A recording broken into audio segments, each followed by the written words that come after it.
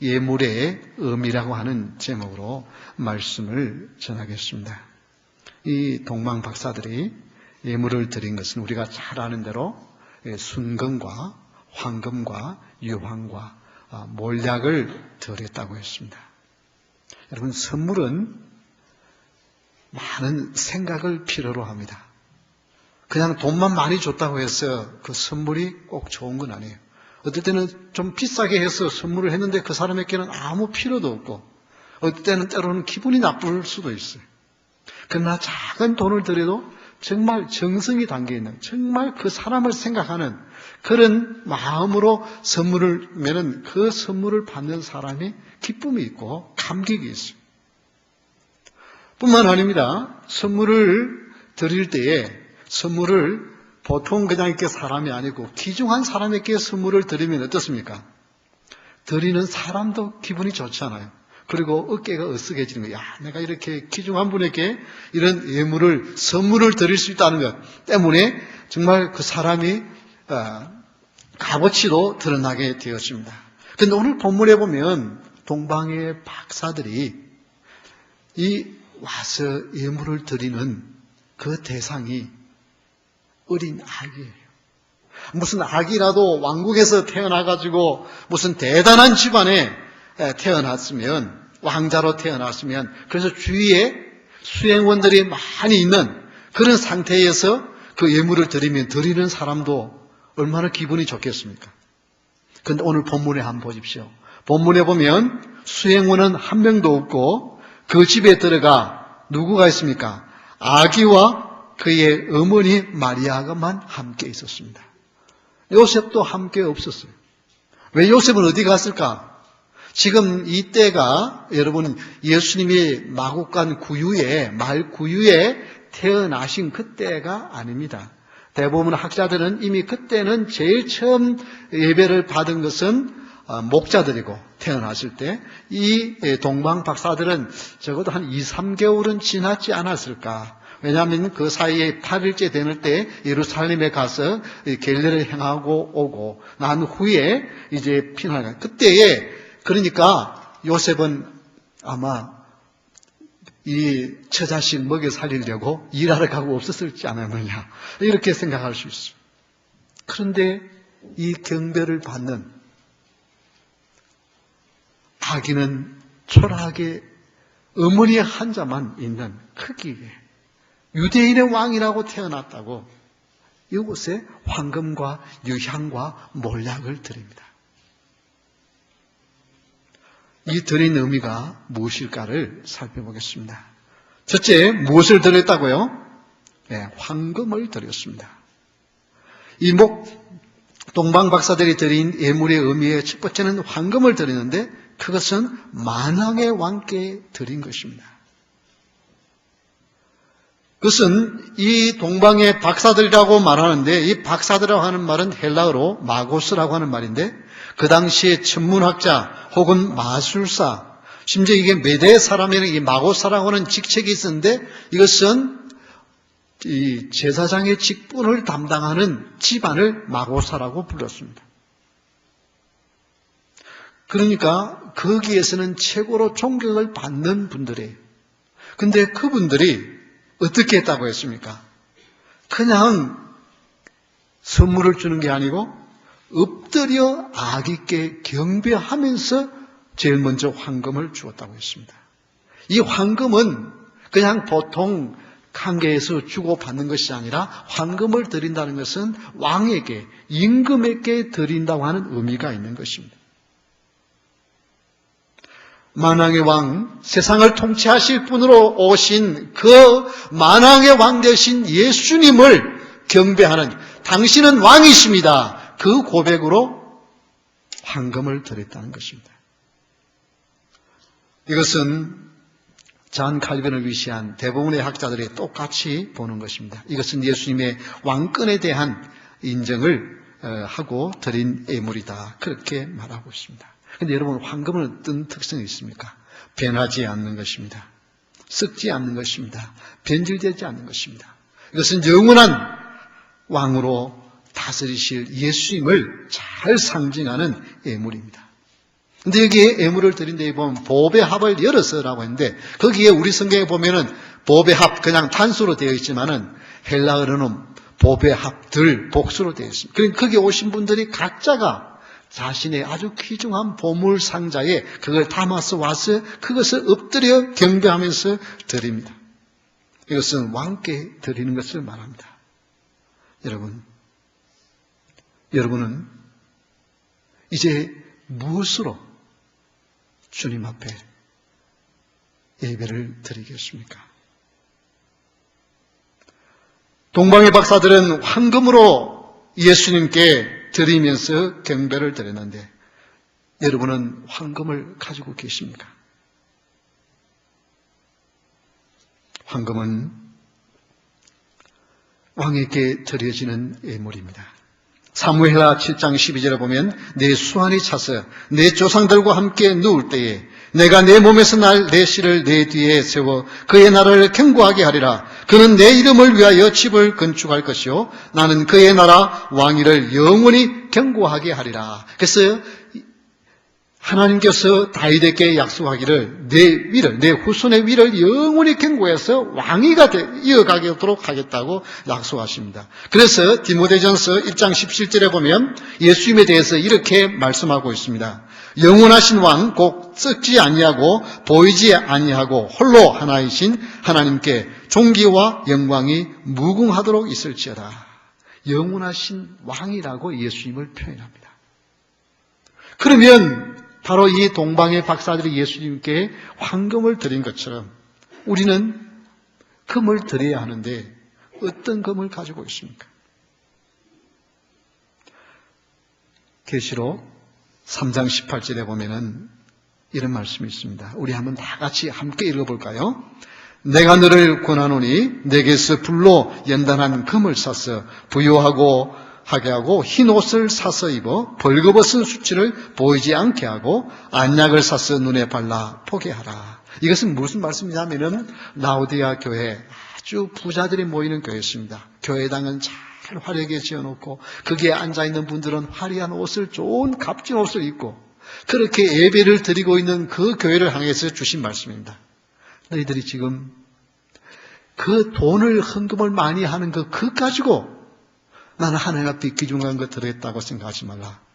나는 너희들의 정금 같은 믿음, 그래서 불로 연단한 금을 사서 부여하게 하고 나는 볼 때 역적으로 보면 너희들은 가난한 자라. 심지어 너희들은 옷을 화려하게 입어서 좋은 옷을 입었다고 하지만은 내가 보기에는 벌거벗은 몸이다. 그래서 여기에 우리 주님은 믿음의 사람은 뭘 왜냐면 정금 같은 믿음을 하나님 앞에 드려야 된다는 것입니다. 변함이 없는 믿음, 상황에 따라서 변하지 않는 믿음, 형편에 따라서 변하지 아니하는 귀중한 믿음으로 하나님 앞에 드리면서 예배를 드리는 자가 황금으로 예수님께 드리는 예배인 줄 믿으시기 바랍니다. 여러분, 이 황금, 순금은 어떻게 해서 나옵니까? 용광로에 넣고 잘 재련을 해야만, 불순물을 많이 다 빼내야만 순금이 되지 않습니까? 신앙은 그저 아무런 어려움이 없이 그냥 평탄하게 해가지고 그게 순수한 믿음으로 살아가는 것은 정말 쉽지 않습니다. 여러 가지 어려움들을 겪으면서 그래서 불로 연단한 것처럼 단련하는 일을 통해서 점점 순수한 신앙을 가지게 되었습니다. 그러지 않으면 내 자신이 그냥 평탄한 길을 걸어가면서 하면은요, 나는 믿음이 있는 것 같아요. 그런데 그것은 언제 무너질지 모릅니다. 오늘날 교회에서 여기에 대한 무엇에 대한 관심이 있습니까? 예수를 왜 믿습니까? 하면 예수 믿으면 마음이 편하고요. 예수 믿으면요 건강하게 되고요. 예수 믿으면요 사업이 잘 되고요. 그래서 예수님 믿습니다. 그것을 부정하는 것은 아닙니다. 그게 필요 없다는 것도 아니고 성경에 그 예수 믿는 사람에게 그것은 중요한 목 중에 하나입니다. 그러나 그것 때문에 신앙생활을 하는 것은 아니라는 것입니다. 그것은 신앙생활하는 사람에게 덤으로 주신 축복이지 그것이 중요한 건 아니에요. 여러분, 불로 연단한 것처럼 신앙은 어려움과 고통을 지나봐야만 합니다. 환란이 와 봐야만 알아요. 그래야 정말 내 믿음이 진실한 믿음이지. 정말 그 믿음이 나이가 순수한 하나님이 인정하는 믿음이지. 그래서 우리는 이 시간 주님 앞에 동방의 박사들이 황금으로 예물을 드린 것처럼 주님 정금 같은 믿음, 순수한 믿음, 변하지 않는 믿음으로 하나님 앞에 예배드리며 하나님께 드릴 수 있는 그런 믿음을 나에게 주시옵소서. 기도할 수 있기를 바랍니다. 1942년 11월 8일 보스턴에 있는 한 나이트클럽에서 엄청난 화재가 발생했습니다. 그때 493명이 불에 타 죽었습니다. 그리고 이제 200명이 구출을 받았어요. 그때에 당시 병원에 근무했던 린드만 박사님이 정신과 의사 박사인데요. 이분이 그때에 구출함을 받은 사람들 이렇게 100명을 일일이 찾아서 그분들과 다 인터뷰를 했어요.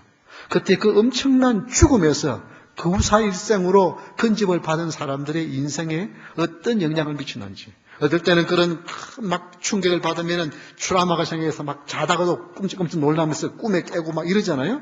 이런 그 정말 죽을 뻔했는 그 같이 있던 사람들이 무려 500명 가까이 이렇게 죽은 거기에서 건져냄을 받은 사람들이 어떤 반응을 보이는지에 대하여 연구하기 위해서 그 사람들 일일이 다 인터뷰를 했습니다. 그런데 여러분 놀랍게도 85%가 오히려 그때에 죽을 뻔했다가 살아난 것이 그에게는 건설적인 귀중한 체험이 되었다고 다 고백했습니다. 어떤 사람은 그냥 나이트 클럽에 가가지고 그냥 춤추고 술 마시고 이렇게 하는 세상을 보내다가 내가 인생을 이렇게 살면 안 되겠구나. 그래서 다시 신앙으로 돌아오는 사람들이 있구나. 그 부부 싸움을 막 그래 하다가 이게 정말 삶과 죽음이 한 순간이구나. 우리 살아실 동안에 서로 사랑하면서 살자. 그 부부 싸움하던 사람들 관계가 좋아져. 뿐만 아닙니다. 나쁜 습관을 가지고 있던 사람들이 나쁜 습관을 고치게 되어지는 그런 오히려 85%가 죽을 뻔했다가 살아난 사람들은 더 긍정적인 건설적인 사람으로 바뀌어졌다는 것입니다. 그래서 그때 생긴 유행어가 위기 개입이라고 하는 말입니다. 그래서 그때에 이 위기에 당한 사람들은 그 위기가 꼭 위기가 아니라 오히려 그 인생의 귀중한 전환점이 될 수 있다는 것을 알게 되어져서 그때부터 생긴 것이 뭐냐면 생명의 전화입니다. 생명의 전화가 그때부터 나왔어요. 그래서 생명의 전화는 뭐냐면 정말 나 인생으로 이제는 더 이상 꿈이 없어. 그래서 이제는 자살을 해야 되겠다. 이런 생각을 하는 사람들이 전화를 하면 아니야, 당신 지금 그렇게 어려움이 있지만은 이 어려움은 당신을 더 귀중한 인생을 살게 하기 위한 전환점이 될 수 있다는 것을 소망을 심어주는 사랑하는 성도 여러분, 나는 정말 아무런 문제가 없고 평탄하게 그랫동안 한 해 동안 살았다 그렇게 생각하는 사람들도 있을 것입니다. 그러나 어떤 사람들은요 정말 여러 가지 마음이 졸이는 일들, 여러 가지 어려움도 있을 수 있습니다. 그러나 여러분 가운데 어려움이 있으면 그 어려움은 나로 하여금 더 정금 같은 신앙으로 만들기 위한 하나님의 사랑의 손길인 줄 알고 그것을 오히려 긍정적으로 볼 수 있기를 주의 이름으로 축원합니다. 이겠습니다. 이 믿음, 그 믿음을 하나님 감사합니다. 이 어려움은 나로 하여금 망하게 하는 것이 아니라 내 인생을 한번 다시 돌아보며 내가 걸어가는 길이 정말 올바른 길인지, 정말 하나님이 인정하는 길인지, 제가 내 인생을 마쳤을 때 하나님이 정말 칭찬하실 만한 그런 인생의 길을 걸어가고 있는지를 돌아보게 하시는 귀한 축복이 되게 하시니 감사합니다. 그런 마음으로 예배를 드리면 금천금으로 하나님 앞에 드리는 믿음인 줄 믿으시기 바랍니다. 그래서요, 여러분도 저와 여러분 모두가 정금 같은 신앙으로 이 시간 예수님께 경배 드릴 수 있기를 주의 이름으로 축원합니다. 두 번째는 무엇을 드렸다고 했습니까? 11절에 보니까 두 번째는 뭘 드렸어요? 유향을 드렸습니다. 유향은 감람나무과에 속한 그런 나무인데요. 거기에서 나무에서 나오는 진액을 만들어내서 향품을 만들고 또 이제 홍해 연안에 있는 그 유향나무가 있는데 그 나무의 가지를 잘라서 말려서 그것을 이렇게 불에 태우면 향기가 나는 그래서 우리 한국 분들은 잘 알고 있잖아요. 향을 바로 그것입니다. 그런데 이 향은 하나님 앞에 드려지는데 그냥 향만 드려지는 것이 아니고 꼭 다른 소재와 함께 섞어서 그 두 개 합쳐서 이 향을 피우도록, 향을 드리도록 그렇게 했습니다. 이건 뭘 의미합니까? 제물은 뭘 상징합니까? 예수님의 희생을 상징하죠. 그렇죠? 그리고 뭐예요? 그 희생과 함께 대제사장은 1년에 한 번씩 그 동물의 피를 가지고 그 지성소에 들어가서 모든 이스라엘 백성들의 죄를 대신해서 용서해달라고 대속의 기도를 드렸습니다. 대속죄일에. 그래서 이것은 기도를 상징하는 것입니다. 이 향은 기도를 상징하는 거예요. 영원한 대제사장님께 드린 것인데 영원한 대제사장이 되신 예수님께서 우리를 위하여 당신의 몸을 내어놓아서 희생했을 뿐만 아니라 우리를 위해서 지금도 하나님의 보좌 우편에서 기도하고 계시는 줄 믿으시기 바랍니다. 그래서 이 동방의 박사들이 유향을 드린 것은 대제사장님께 드린 예물인데 우리도 이제 하나님 앞에 이 유향을 드려야 되는데 이 유향이 뭐냐? 그것이 기도라는 것입니다. 우리 한번 그 부분들을 이제 먼저 대제사장 되신 예수님에 대한 말씀을 히브리서 4장 14절을 우리 한번 찾아보겠습니다. 히브리서 14장 4절에 한번 보면 그러므로 우리에게 큰 대제사장이 계시니 성천하시니 곧 하나님의 아들 예수시라 우리가 믿는 도리를 굳게 잡을지어다. 큰 대제사장 되신 분이 바로 예수님이라 그렇게 말합니다. 자, 그러면 그 예수님이 뭘 하시느냐? 십자가에 죽으셨을 뿐만 아니라 지금도 저와 여러분을 위해서 기도하고 계신다는 것입니다. 로마서 8장 34절 우리 다 같이 한번 함께 읽겠습니다. 누가 정죄하리요? 죽으실 뿐 아니라 다시 살아나신 이는 그리스도 예수시니 그는 하나님 우편에 계신 자요 우리를 위하여 간구하시는 자니라. 예. 지금도 여러분을 위해서 기도. 그래서 여러분요, 어떨 때는 나는 별 기도도 하지 않고 난 모르는데 무슨 일들이요? 은혜롭게 풀려져. 이건 뭐냐면 우리를 위해서 지금도 기도해 주시는 예수님이 계시기 때문인 줄 믿으시기 바랍니다. 그래서 우리도 이 기도의 의무를 드려야 합니다. 그래서 계시록 5장 8절에 보면 기도에 대해서 이렇게 말씀하고 있습니다. 그 두루마기를 취하심에 내 생물과 24장로들이 그 어린 양 앞에 엎드려 각각 금은구와 향이 가득한 금 대접을 가졌으니 이 향은 뭐라고요? 성도의 기도들이라. 이 성도의 기도가 하나님 앞에 올려진다는 것입니다. 오늘 이 시대는 정말 여러 가지 재난들이 있고 앞으로 미래는 너무나도 불확실한 시대에 불안 가운데 있습니다. 이런 환난과 재난들을 이길 수 있는 방법이 뭐냐? 그것은 오직 기도밖에 없는 줄 믿으시기 바랍니다. 그래서 항상 깨어 기도하는 것. 그래서 우리는 정금 같은 믿음과 함께 무엇으로 하나님 앞에 드려야 한다고요? 기도를 드림으로 하나님 앞에 드리는 자가 바로 이 박사들이 드린 예물의 의미인 것입니다. 기도는 하나님과의 교신입니다. 하나님과 이렇게 주고받는 대화인 것입니다. 1990년 크리스마스 시즌 때 그때 개봉된 영화 중에 하나가 Die Hard 2라고 하는 그 영화가 있었습니다. 그 영화 내용이 뭐냐 하면은 한 경찰관이 자기 아내가 공항에 오는 거기를 이렇게 가는데 거기에 어디냐면은 이 테러리스트들이 공항을 점거해가지고 거기에 있는 그 마약 사범을 풀어주기 위해서 다른 데로 가져가기 위해서 이제 서로 치열하게 싸우는 있는데 거기에 중요한 것 중에 하나가 뭐가 있냐면은 관제탑을 통제해가지고 그 교회 지하실을 점령해가지고 거기서 컴퓨터로 관제탑의 통제를 자기들이 컨트롤하는 거예요. 그래가지고 뜨는 비행기, 내려앉는 비행기가 막 서로 충돌하도록 만들어버리는 거예요. 여러분, 그런 일이 사실은 영화지만은 실제로 일어날 수 있는 가능성이 있습니다. 온 세계에서 이 해커들이 정말 컴퓨터가 되면은 지금 여기 있는 이 전기의 발전소를 해커들이 공격하면 전력이 공급이 중단될 수도 있는 이런 가능성이 있습니다. 그래서 이 관제탑에서 이 통제를 해야 되는데 이게 통제가 안 되는 거예요. 그러니까 비행기를 그냥 서로 충돌을 시키고 이렇게 하는 거예요. 그때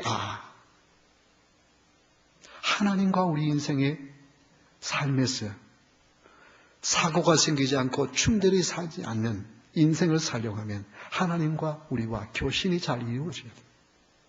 기도가 있어요.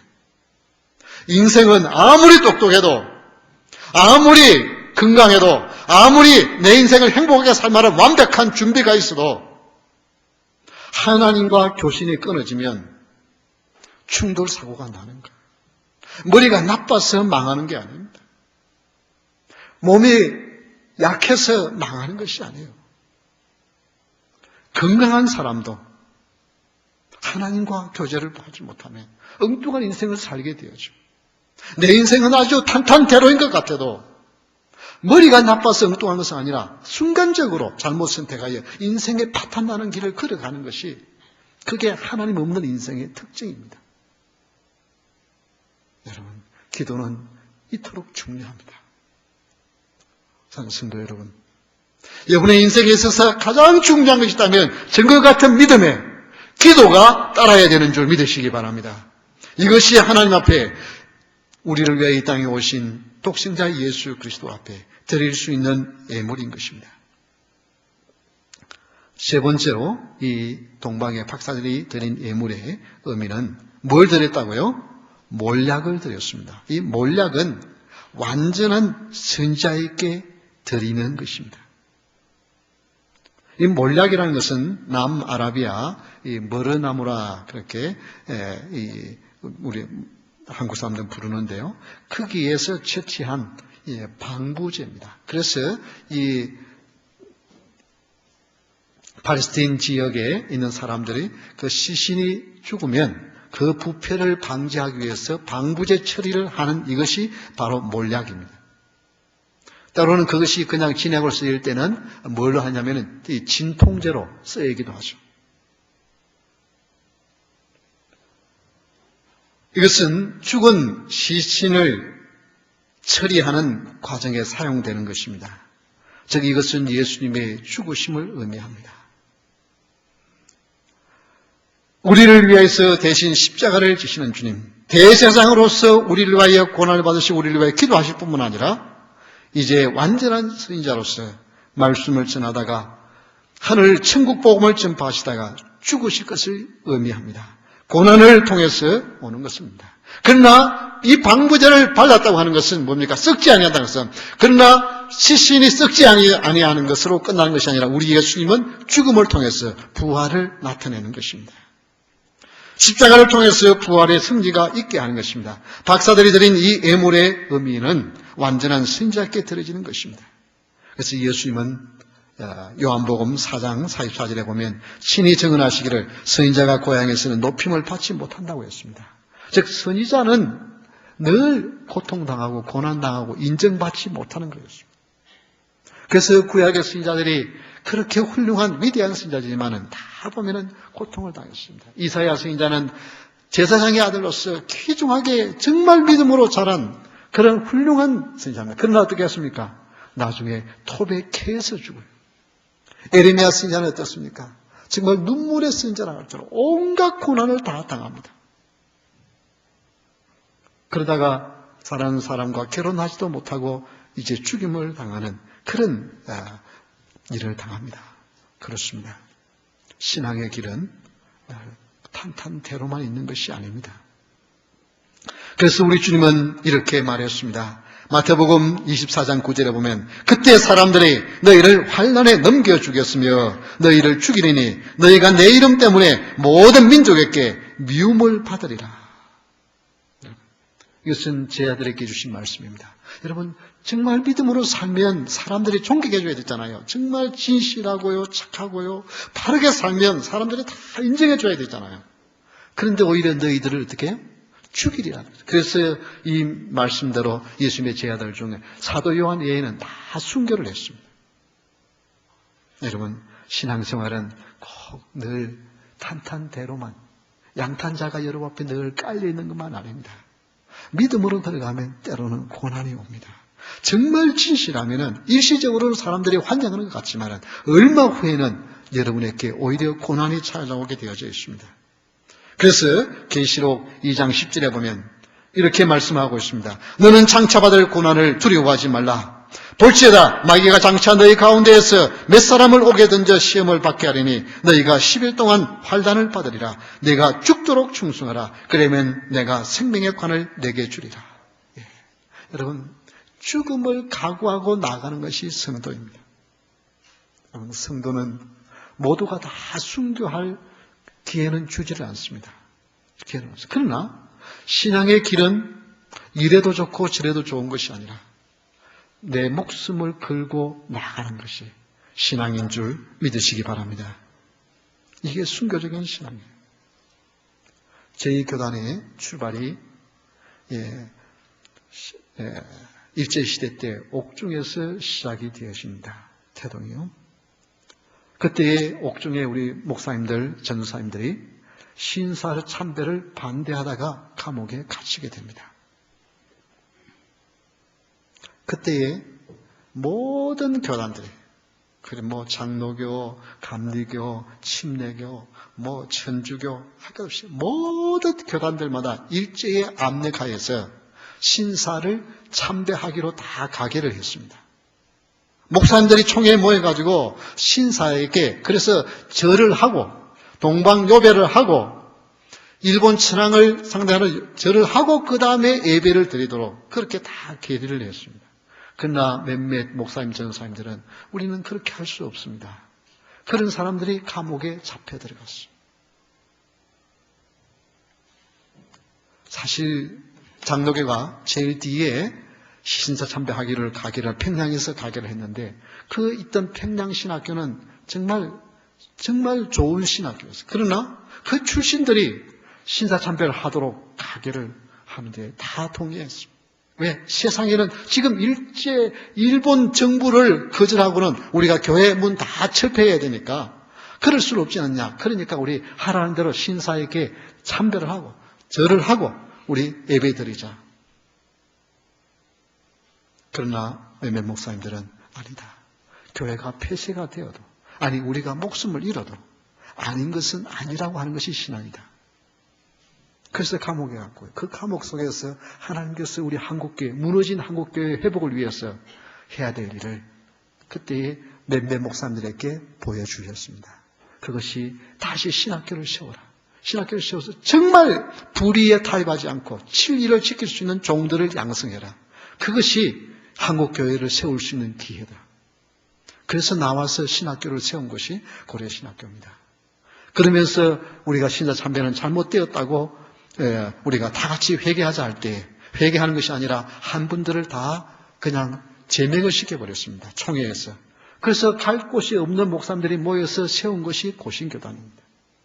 그래서 고신교단이 말을 하는 때는 무슨 분리주의자가 돼가지고 그게 자기들이 잘났다고 떨어져 나온 게 아니고 숫자 많은 사람들이 잘라내버렸습니다. 당신들 있으니까 너무 귀찮으니까 그냥 당신들 나가라. 제명을 시켜버렸습니다.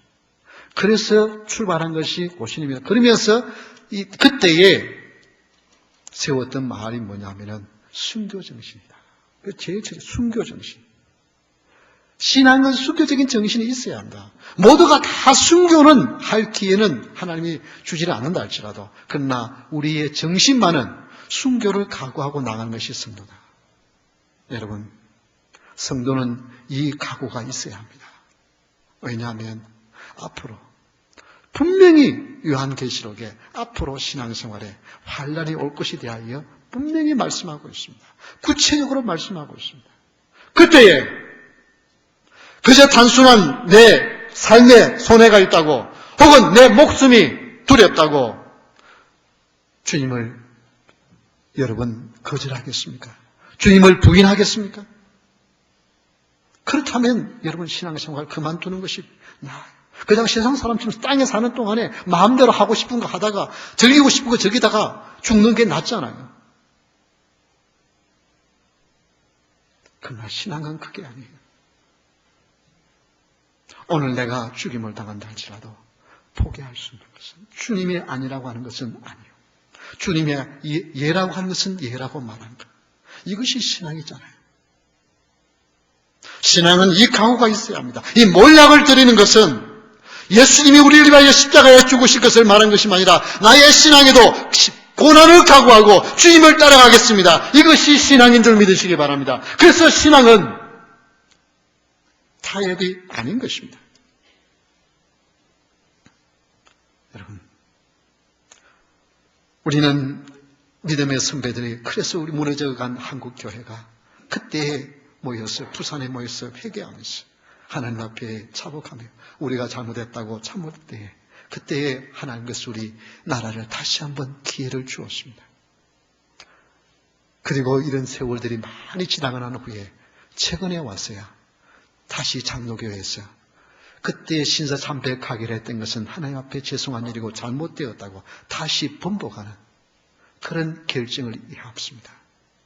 그리고 그때에 그 총회에서 결의할 때 서기가 어느 분이었냐면은 한경직 목사님이었습니다.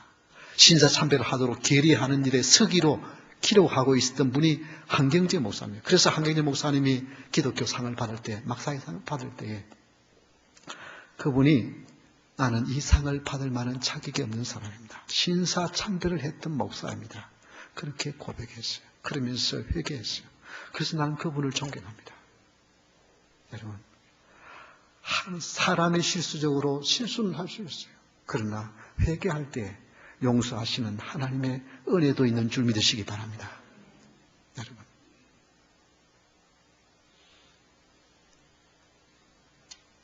우리는 이제 우리를 위해 이 땅에 오신 예수님께 드릴 예물, 동방의 박사들이 황금과 유황과 몰락을 드린 이 예물의 의미를 우리는 생각해 보고 있습니다. 우리는 그저 눈에 보이는 이 세상만을 위해서 살다가 가는 자가 아닙니다. 영혼을 바라보면서 오늘을 사는 믿음의 사람입니다. 그렇다고 한다면 우리도 증거 같은 믿음을 가지고 그 증거 같은 믿음을 지키기 위하여 기도하면서 어떤 고난이 있어도 죽음을 각오하고 나가는 이 마음으로 예배를 드리면 황금과 유황과 몰락으로 예배를 드리는 것인 줄 믿으시기 바랍니다.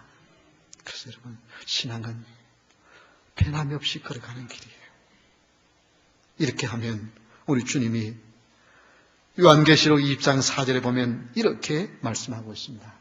이제 우리 한번 다 같이 한 목소리를 읽도록 하겠습니다. 요한계시록 2장 4절입니다.